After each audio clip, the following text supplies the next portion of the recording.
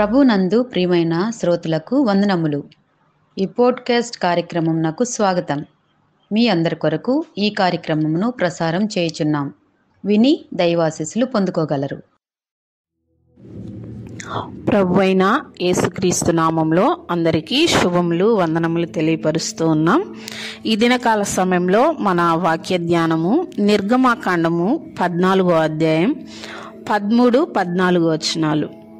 అందుకు మోషే, భయపడకుడి, యెహోవా మీకు నేడు కలుగచేయు రక్షణను మీరు ఊరక నిలుచుండి చూడుడి, యెహోవా మీ పక్షమున యుద్ధము చేయును అని ఈ 2 వచనాల్లో చెప్పబడడం మనం చూస్తూ ఉంటున్నాం.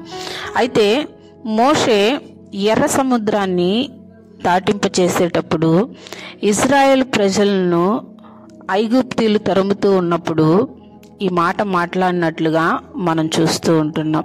అయితే ఇజ్రాయేల్ ప్రజలను ఐగుప్తు దేశంలో వారు బానిసలుగా ఉన్న ఇజ్రాయేల్ ప్రజలను దేవుడు విమోచించడానికి మోషేను ఒక గొప్ప విమోచకుడిగా ఏర్పాటు చేసుకున్నట్లుగా మనం చూస్తూ ఉంటున్నాం.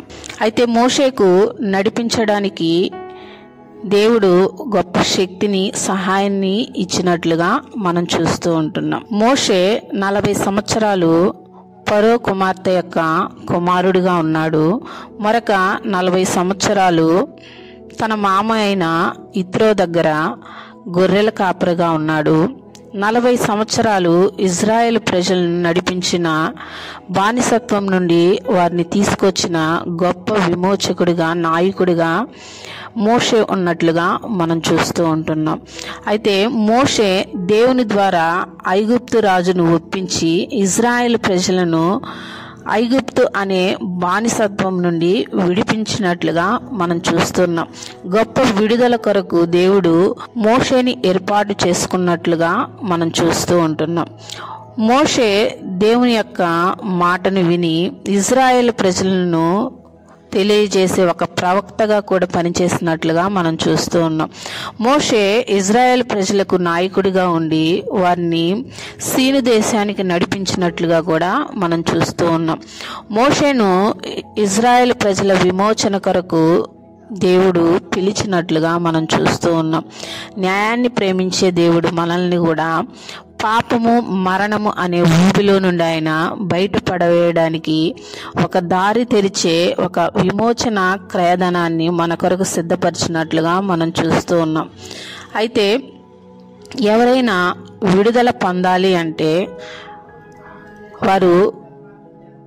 వారి కొరకు ఒక విమోచన క్రయధనం అనేది ఎంతో అవసరమని దేవుని వాక్యం మనకు సెలవిస్తుంది.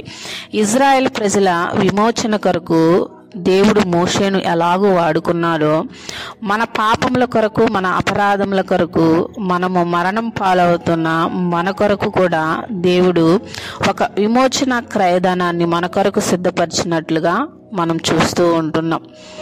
విమోచన క్రయధనం అనేది యెహోవా మనుషులకు ఇచ్చిన బహుమతులన్నిటిలో కూడా గొప్పది అని మనము నమ్మాలి, విశ్వసించాలి. ఎందుకంటే మన పాపం, మరణం నుండి విమోచింపబడేది, విడుదల మనము అవ్వగలుగుతున్నాము అంటే అది ఒక విమోచన క్రయధనం ద్వారానే మనము విడుదల అవుతాము అని దేవుని వాక్యము మనకు సెలవిస్తూ ఉంది. రోమాపత్రిక 6వ అధ్యాయం 23వ వచనం ప్రకారము, ఏలయనగా పాపము వలన వచ్చు జీతము మరణము, అయితే దేవుని కృపావరము మన ప్రభువైన యేసుక్రీస్తునందు నిత్య జీవము అని దేవుని వాక్యము మనకు సెలవిస్తుంది. పాపంలో ఉన్న మనము, పాపము వలన మరణాన్ని కొని తెచ్చుకోవాల్సిన మనము, విమోచన క్రయధనము వలన మనము నిత్య జీవంలోనికి వెళ్తాము అని దేవుని వాక్యము మనకు సెలవిస్తుంది. ఆదాము పాపం చేయడం వల్లే మనకు విమోచన క్రయధనము అవసరమైంది అని మనము గుర్తించాలి. మార్కు సువార్త 10వ అధ్యాయం 45వ వచనం ప్రకారము, అనేకులకు ప్రతిగా విమోచన క్రయధనముగా తన ప్రాణము నిచ్చుటకు వచ్చెను అని యేసుక్రీస్తు ప్రభు వారి మాట చెప్పినట్లుగా చూస్తూ ఉంటున్నాం. మన విమోచన క్రయధనము యేసుక్రీస్తు ప్రభు ద్వారానే, ఆయన ప్రాణము పెట్టుట ద్వారానే మనము విమోచన పొందినట్లుగా మనం చూస్తూ ఉంటున్నాం. ఇజ్రాయేల్ ప్రజలు విమోచన కొరకు దేవుడు మోషేను ఎలాగూ వాడుకున్నాడో, మన పాప మరణంలో నుండి మనల్ని విడిపించడానికి దేవుడు ప్రభు అయిన యేసుక్రీస్తు వారే, ఆయనే భూమి మీదకి మన కొరకు తన్ను తాను రిక్తునిగా చేసుకుని ఒక విమోచన క్రయధనముగా మన కొరకు ప్రాణం పెట్టిన ఆ దేవుణ్ణి ఎల్లప్పుడూ కూడా మనము స్తుతించి ఆరాధించి మహిమపరచుదుముగాక. ఆమెన్. ఈ కార్యక్రమమును గూర్చి మీ సలహాలు మరియు మీ ప్రార్థనా అవసరతల కొరకు మమ్మను సంప్రదించవలసిన మా ఫోన్ నంబర్ 9480585039 మరియు ఈమెయిల్ ఐడి info@fibaonline.org. మా ఫోన్ నంబర్ మరొకసారి 9480585039. Email ID info@fibaonline.org.